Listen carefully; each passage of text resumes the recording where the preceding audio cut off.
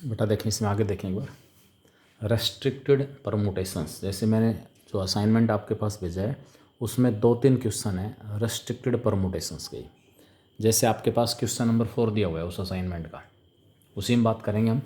Restricted permutations क्या होंगे? Number of 4 digit odd numbers, number of 4 digit odd numbers that can be formed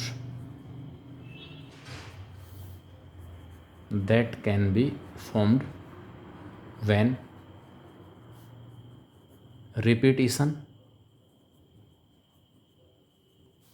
of digits is not allowed। अब आप देखें इसके अंदर पहला रिस्ट्रिक्शन है कि हमें नंबर ओड बनाना है। अब ओड नंबर के लिए जो रिस्ट्रिक्शन है वो यूनिट प्लेस के ऊपर है कि यूनिट प्लेस के ऊपर या तो 1 आएगा, 3, 5, 7 या 9। जो गिवन डिजिट्स हमारे पास हैं, गिवन डिजिट्स 0, 1, 2, 3, 4, 5, 6, 7, 8 एंड 9, 0 से 9 तक के 10 डिजिट हैं। अब इसमें ये नहीं कि मैं 4 डिजिट के ओड नंबर्स बना रहा हूँ तो सीधा आंसर 10p4 आ जाएगा, नो। क्योंकि 10p4 का मतलब है आपने 10 डिजिट्स थे उसमें से 4 डिजिट चूज़ किए और उनको अरेंज कर लिया। 10 में से 4 को एक साथ लेते हुए आपने अरेंजमेंट बना दिए, तो उन 10 में से चारों इवन भी सिलेक्ट हो सकते हैं, चारों ओड भी सिलेक्ट हो सकते हैं, उनमें 0 भी जा सकता है। इसका मतलब चीज़ें नॉर्मल नहीं है, सामान्य नहीं है। तो ये हमारे पास रेस्ट्रिक्टेड केस आएगा, रेस्ट्रिक्टेड अरेंजमेंट्स होंगे। क्या रिस्ट्रिक्शन है? For a number to be odd, for a number to be odd. जो रिस्ट्रिक्टेड प्लेस है ना उनको पहले फिलअप करोगे आप। For a number to be odd, unit place must be either of 1, 3, 5, 7 और 9। जो यूनिट प्लेस हमारे पास है, हमें इन पाँचों में से कोई एक डिजिट लेना पड़ेगा यूनिट प्लेस। यूनिट प्लेस के ऊपर इन पाँचों में से कोई एक डिजिट अगर आएगा तो नंबर ओड रहेगा, देयरफॉर। इसीलिए नाम इनका रेस्ट्रिक्टेड परमुटेशंस है।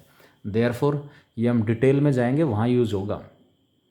ये कॉन्सेप्ट्स आपके पास है कि भी हमारे पास कोई भी वर्ड दे दिया, उसके रैंडम अरेंजमेंट में आपके पास कह देगा कि रैंडमली इस वर्ड के लेटर्स को अरेंज करोगे तो कितने तरीके से अरेंज कर सकते हो। और उसके बाद कह देगा find the probability that all the vowels occur to both, सारे के सारे जो वोवल्स हैं वो इकट्ठे आए, इसकी क्या प्रोबेबिलिटी है। तो इस टाइप के क्वेश्चंस मिलेंगे, इसलिए मैं ये टॉपिक डिस्कस कर रहा हूँ। आइदर ऑफ 1, 3, 5, 7 और 9, देयरफॉर यूनिट जो प्लेस हमारे पास है कैन बी फिल्ड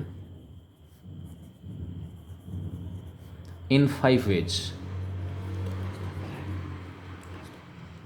जो यूनिट प्लेस हमारे पास है वो कितने तरीके से फिलअप हो सकता है?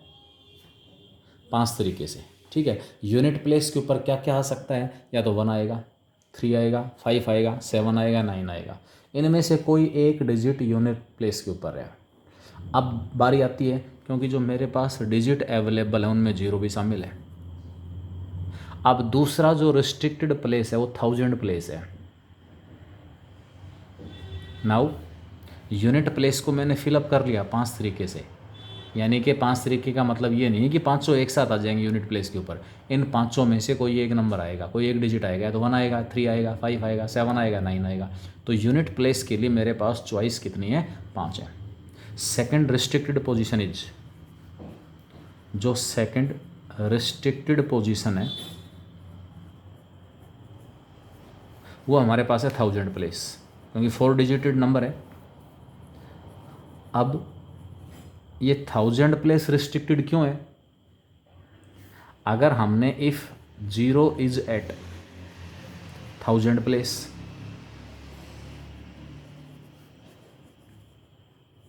देन यानी कि 1000 प्लेस के ऊपर अगर 0 आ गया, number will not be, number जो है विल नॉट बी 4 डिजिटेड, वो नंबर 4 डिजिटेड नहीं होगा।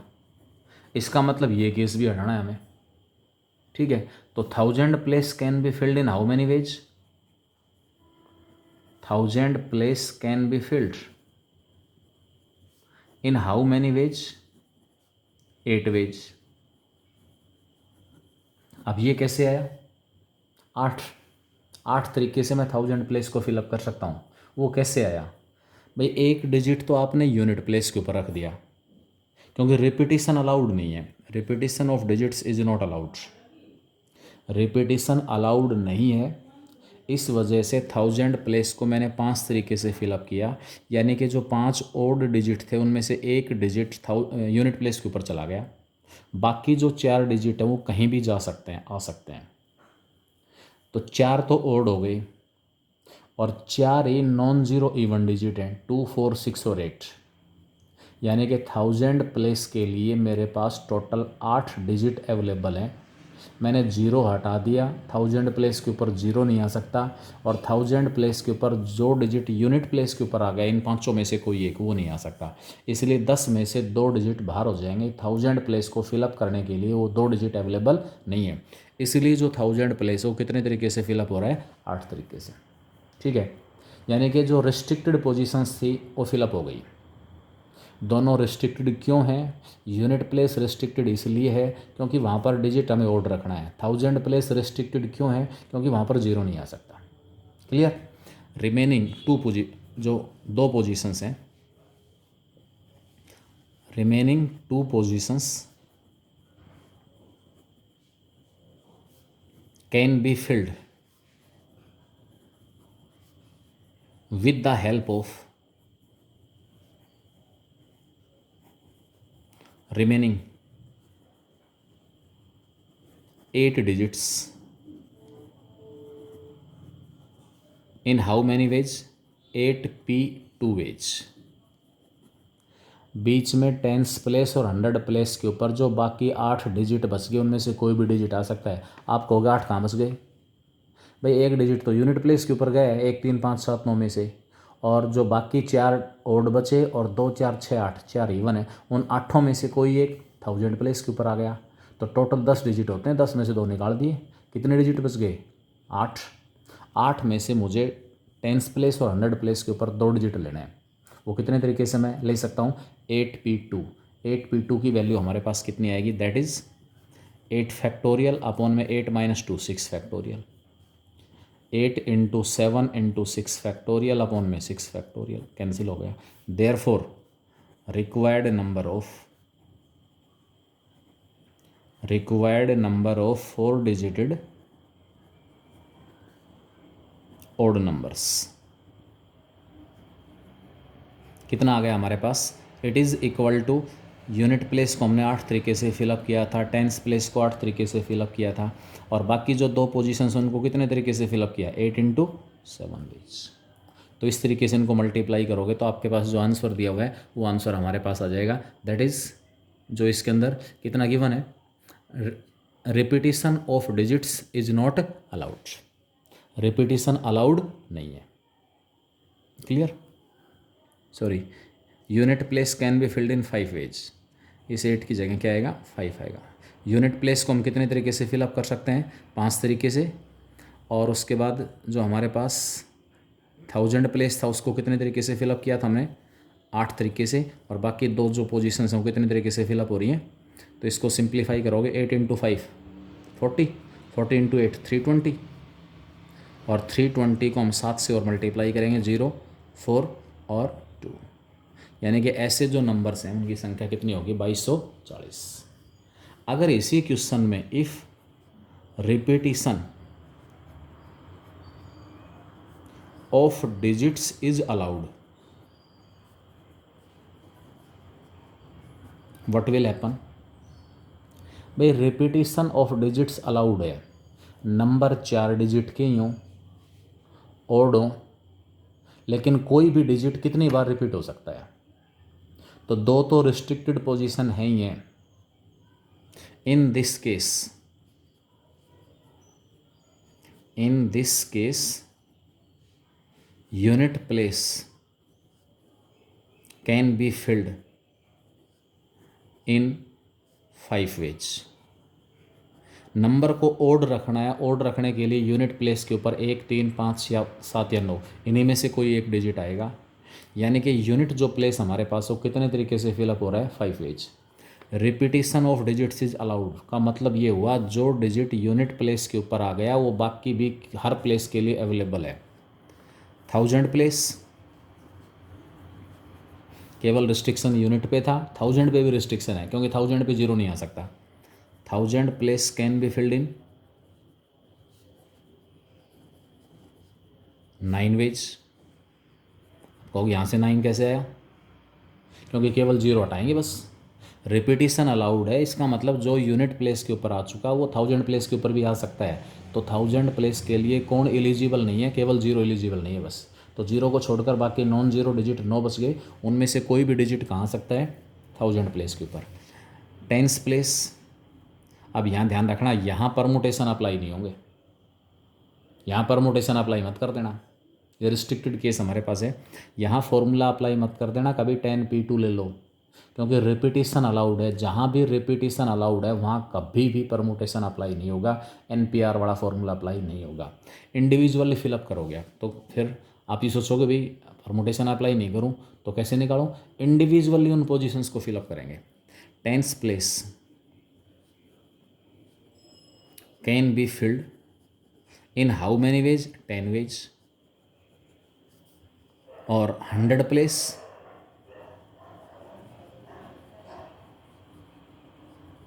Can be filled in again 10 ways. क्यों, क्योंकि डिजिट्स रिपीट हो रहे हैं। 10th प्लेस और 100 प्लेस के ऊपर 0 भी आ सकता है और जो यूनिट प्लेस के ऊपर डिजिट आ चुका वो भी आ चुका है। Therefore total such numbers will be, total such numbers will be. Unit place को फिलअप किया था 5 तरीके से, 1000 प्लेस को हमने कितने तरीके से फिलअप किया था, 9 तरीके से, और बाकी बची हुई दोनों पोजीशन कितने तरीके से फिलअप हो रही हैं, 10 वेज ईच। तो by fundamental principle of counting और principle of association of events it will be 5 × 9 × 10 × 10 that is 4500। ये नंबर्स हमारे पास आ जाएंगे। देखो इसमें ध्यान से कि एक पॉइंट चेंज होने से रिपीटिशन अलाउड और नॉट अलाउड, यहाँ रिपीटिशन अलाउड नहीं था तो नंबर बने थे 2240, ओड नंबर ही हैं, 4 डिजिटेड है, और यहाँ रिपीटिशन अलाउड होते ही नंबर दुगने से भी ज़्यादा हो गए। तो ये सारा का सारा मतलब इसमें रिस्ट्रिक्शन है, रिस्ट्रिक्शन 1000 प्लेस के ऊपर है, रिस्ट्रिक्शन यूनिट प्लेस के ऊपर है। 1000 प्लेस के ऊपर रिस्ट्रिक्शन क्यों है, वहाँ पर 0 नहीं आ सकता। यूनिट प्लेस के ऊपर नंबर को ओड रखने के लिए हमें ओड प्लेस ही, ओड जो डिजिट है वो लेना पड़ेगा, इसलिए मैंने इनको नाम दिया है रिस्ट्रिक्टेड परमुटेशंस और रिस्ट्रिक्टेड अरेंजमेंट्स। इसी असाइनमेंट में जो मैंने आपको दिए हैं कुछ क्वेश्चन प्रैक्टिस के लिए, उसमें क्वेश्चन नंबर 9 एक बच्चे ने डाउट भेजा है कि सर क्वेश्चन नंबर जो 9 है वो आप डिस्कस करें इसमें। तो क्वेश्चन नंबर 9 दिया हुआ है, 7 candidates are to be examined two in mathematics, यानी कि 7 कैंडिडेट एग्जाम दे रहे हैं, 7 कैंडिडेट एग्जाम दे रहे हैं, 7 कैंडिडेट्स गिविंग एन एग्ज़ाम, जिसमें से 2 जो है ना उनका सब्जेक्ट सेम है, 2 इन मैथमेटिक्स, और बाकी रिमेनिंग इन डिफरेंट सब्जेक्ट्स। बाकी जो हैं उन सब का सब्जेक्ट डिफरेंट है। अब हमसे ये कह रहा है कि उनकी सीटिंग प्लान, उनकी सीटिंग प्लान टोटल कितने तरीके से बनाई जा सकती है, in how many ways can they be seated in a row so that the 2 examinees in mathematics may not sit together. इस क्वेश्चन को 2 तरीके से निकाल सकता हूँ मैं। Required number of arrangements, required number of arrangements, या आप ये कहें कि आप सिटिंग प्लान कितने तरीके से बना सकते हो, required number of arrangements in which 2 candidates in mathematics, 2 candidates in mathematics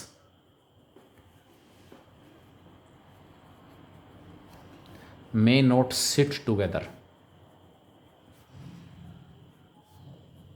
मैं इस क्वेश्चन को दो तरीके से निकालूंगा, ठीक है, दो तरीके से हम निकालेंगे इसको। वो दो तरीके हमारे पास क्या क्या होंगे वो देखें आप। It is equal to total number of arrangements, total number of arrangements without any restriction minus arrangements in which two candidates, two mathematics candidates are together।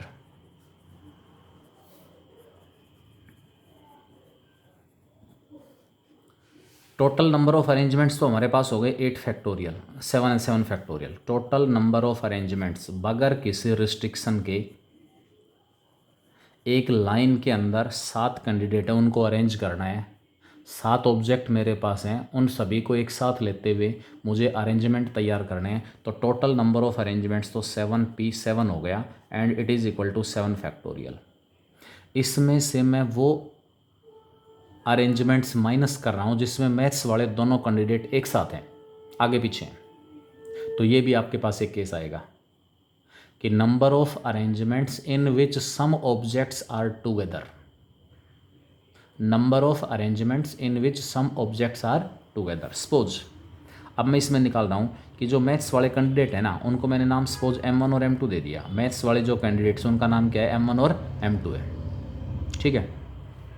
और बाकी कैंडिडेट इसमें 5 हो गए, A1 A2 A3 A4 और A5। 7 candidate हो गए। Maths वालों को नाम मैंने M1 और M2 दिए है।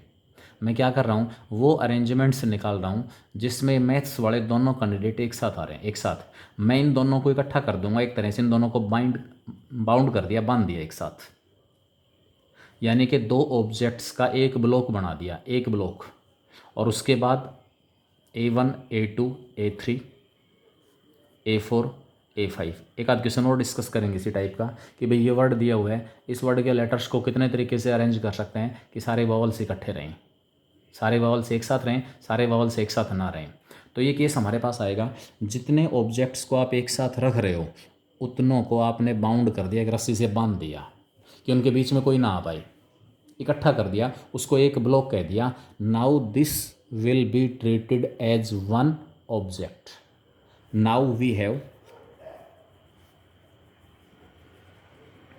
6 ऑब्जेक्ट्स।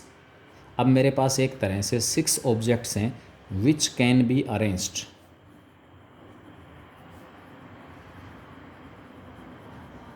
among themselves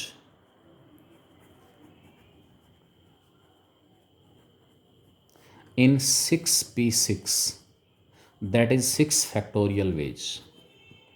भाई इन दोनों को एक साथ कर लिया मैंने, एक साथ मतलब अगर इनकी बांधने का मतलब ये है कि अगर ये दोनों पोजीशन चेंज करेंगे ना तो एक साथ चेंज करेंगे।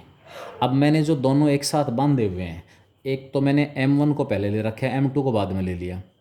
अगर मैं M2 को पहले ले लूँ और M1 को बाद में, M1 को पहले बैठा दिया, M2 को बाद में बैठाया, M2 को पहले बैठाया, M1 को बाद में बैठाया, तो क्या ये दोनों एक साथ रहेंगे? एक साथ ही दोनों। इसका मतलब जितने ऑब्जेक्ट्स को एक साथ रखना है वो आपस में तो अरेंज हो ही सकते हैं। भाई इनके बीच में कोई तीसरा नहीं आएगा, भाई तीसरा कैंडिडेट इनके बीच में नहीं आ रहा, लेकिन ये दोनों तो M1 पहले रो में 7 कैंडिडेट बैठा दिया हमने, M1 को पहले बैठाया और M2 को बाद में बैठाया, फिर M2 को पहले बैठाया, M1 को बाद में बैठाया। तो क्या दोनों केसेस में सीटिंग अरेंजमेंट अलग अलग है या नहीं? बोलो। अरे दोनों केसेस में एक बार तो M1 आगे बैठा है, M2 उसके पीछे है, दूसरे केस में M2 पहले बैठा है, M1 उसके बाद में। तो दोनों केसेस में सीटिंग अरेंजमेंट क्या काउंट होगा? डिफरेंट। तो यहाँ पर है among themselves now the two mathematics candidates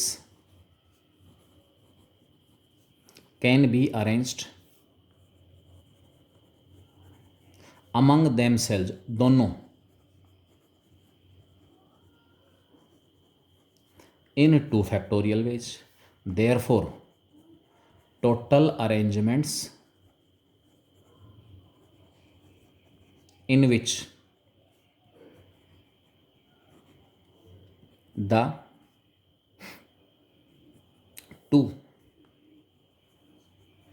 mathematics candidates are together, are sitting together, मतलब साथ का मतलब आगे पीछे, साथ का मतलब यहाँ पर क्या है, आगे पीछे।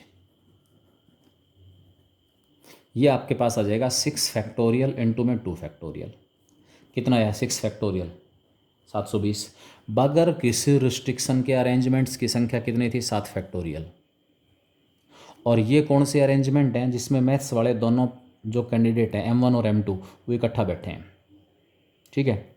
रिक्वायर्ड अरेंजमेंट जो इस क्वेश्चन में मुझे निकालने हैं वो क्या हो गए, टोटल नंबर ऑफ अरेंजमेंट्स में से मैंने क्या माइनस कर दिया 2 फैक्टोरियल इंटू 6 फैक्टोरियल। इस 7 फैक्टोरियल को ब्रेक कर दिया 7 इंटू 6 फैक्टोरियल। 2 फैक्टोरियल की वैल्यू 2 होती है इंटू 6 फैक्टोरियल। 6 फैक्टोरियल दोनों में से कॉमन आ गया, अंदर 7 माइनस 2 क्या बच गया 5। 6 फैक्टोरियल की वैल्यू 720 और 720 को जब मैं 5 से मल्टीप्लाई करूँगा तो मेरे पास जो आंसर आएगा वो कितना होगा 3600 तरीके से हम सेटिंग प्लान बना सकते हैं। अगर 7 कैंडिडेट एग्ज़ाम दे रहे हैं और रिस्ट्रिक्टेड श्रेणी में क्यों आ रहा है ये, क्योंकि रिस्ट्रिक्शन है कि मैथ वाले दोनों एक साथ नहीं आने चाहिए। इसी क्वेश्चन को निकालने का दूसरा तरीका, जो विदाउट मैथ वाले कैंडिडेट है ना, without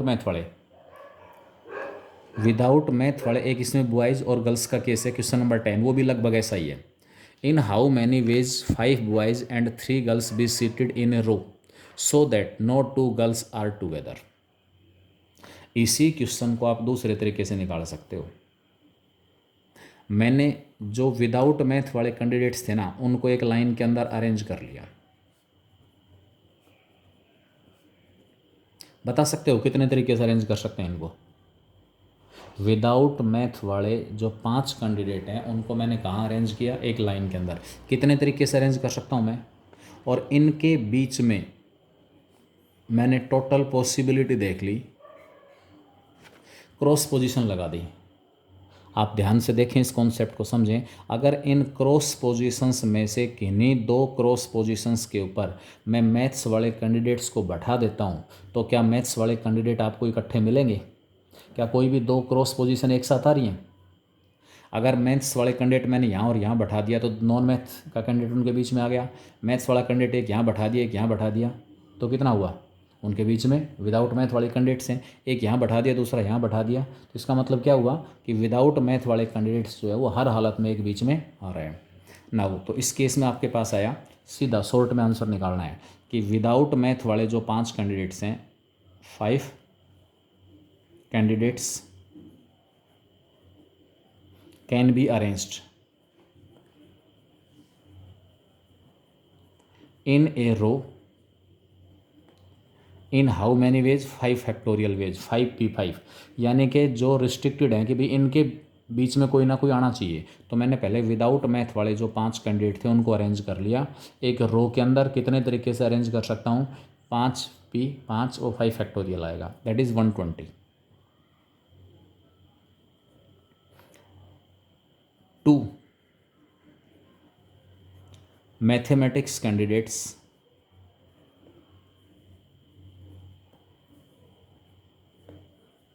can be arranged on, अब टोटल क्रॉस पोजीशन काउंट कर लो, कितनी क्रॉस पोजीशन? 6, 1 2 3 4 5 और 6। Can be arranged on 6 cross positions in how many veg 6p, बोलो 2 वेज। भाई 7 क्रॉस पोजीशन है, 7 क्रॉस पोजीशंस हैं, सॉरी 6 क्रॉस पोजीशंस हैं। इन 6 क्रॉस पोजीशंस में से मुझे क्या करना है, कौन से कैंडिडेट्स को बैठाना है? इनके पास मैथ सब्जेक्ट है। अब रिस्ट्रिक्शन किस बात का ध्यान में रखना है कि कोई भी 2 मैथ वाले एक साथ ना रहें। मैंने क्रॉस इसीलिए लगाए हैं कि अगर इन दोनों में से मतलब जो मैथ्स वाले कैंडिडेट हैं कोई भी 2 क्रॉस पोजीशन एक्वायर करेंगे, कहीं भी बैठा सकते हो कहीं भी, तो दोनों मैथ्स वाले इकट्ठे नहीं आएंगे, उनके बीच में एक नॉन मैथ वाला कैंडिडेट जरूर रहेगा। इसका मतलब क्या हुआ है, 6p2 की वैल्यू कितनी आ रही है, 6 फैक्टोरियल अपॉन में 6 - 2 4 फैक्टोरियल, कितना आ गया 6 × 5 कितना हो जाएगा भाई, 6 × 5 × 4 फैक्टोरियल से 4 फैक्टोरियल कैंसिल हो गया। क्लियर। अब यहाँ पर हमारे पास क्या आएगा, 6 × 5 किसके इक्वल आया 30। उसी क्वेश्चन को मैं दूसरे तरीके से निकाल रहा हूँ, जो क्वेश्चन आपने ऊपर निकाला 9th, उसी क्वेश्चन को निकालने का तरीका दूसरा है। चलो कॉम्बिनेशन अप्लाई मत करो 6p2, मेरे पास 6 चॉइस अवेलेबल है मैथ्स वाले कैंडिडेट्स के लिए, 6 पोजीशन है उनको बैठाने के लिए, 6 बेंच है उनको बैठाने के लिए। तो अब ये 6 बेंचों का चुनाव मैंने किस प्रकार किया हुआ है कि कोई भी 2 क्रॉस पोजीशन एक साथ नहीं आ रहे। तो पहला जो मैथ्स स्टूडेंट है इन 6 में से किसी एक क्रॉस पोजीशन के ऊपर कितने तरीके से बैठेगा, 6 तरीके से। दूसरा कितने तरीके से बैठ सकता है, जिसके ऊपर पहला बैठ गया वहाँ दूसरा नहीं बैठ सकता, वो 5 तरीके से बैठेगा। ये फंडामेंटल प्रिंसिपल ऑफ काउंटिंग लगा दो या फिर परमुटेशन से निकाल लो। तो विदाउट जो मैथ्स वाले कैंडिडेट हैं कितने तरीके से बैठ सकते हैं, 30 तरीके से। विदाउट मैथ वाले कैंडिडेट कितने तरीके से अरेंज हुए, 120 तरीके से। तो टोटल अरेंजमेंट हमारे पास कितने आ गए, जो टोटल अरेंजमेंट है उनकी संख्या फिर से 120 × 30 इक्वल टू कितना आया 3600। क्लियर। तो ये केस आपके पास इसमें आएगा। एक क्वेश्चन को आप और समझें इसमें, जैसे इसमें नेक्स्ट क्वेश्चन दिया हुआ है 10th आपको, इसमें 10th क्वेश्चन में ये कह रहा है 5 boys and 3 girls are to be seated in a row. 10th question आपके पास दिया हुआ है 5 boys and 3 girls are to be seated in a row so that no 2 girls are together। Restriction है, ध्यान रखना इसमें। रिस्ट्रिक्टेड केस थोड़ा सा कंफ्यूज करेंगे, अगर सही डायरेक्शन में सोच गए तो क्वेश्चन निकल जाएगा, और थोड़ा सा इधर उधर चले गए तो गलत आंसर आएगा। रिस्ट्रिक्शन है 5 बॉयज़ और 3 गर्ल्स को इस प्रकार रो के अलोंग अरेंज करना है कि कोई भी 2 लड़की एक साथ ना हो। अब यहाँ जो पिछले क्वेश्चन में मैंने ऊपर वाला पहले वाला पार्ट डिस्कस किया था ना, ऊपर वाला पार्ट ये वाला पार्ट यहाँ अप्लाई नहीं है उसका। इसमें मैंने क्या किया था, अगर यहाँ से आप क्या करते हो, रिक्वायर्ड अरेंजमेंट्स हो जाएंगे 5 और 3 8 को अरेंज करना है, 8 फैक्टोरियल से अरेंज कर लिया आपने। माइनस में इसमें से हम क्या माइनस कर रहे हैं कि जिसमें तीनों लड़की इकट्ठी हैं वो G1 G2 और G3 तीनों लड़कियों को एक साथ बाउंड किया, एक ब्लॉक बन गया। उसके बाद बॉयज़ हैं B1 B2 B3 B4 B5, इनको डिफरेंट काउंट कर लिए, इसको एक काउंट किया।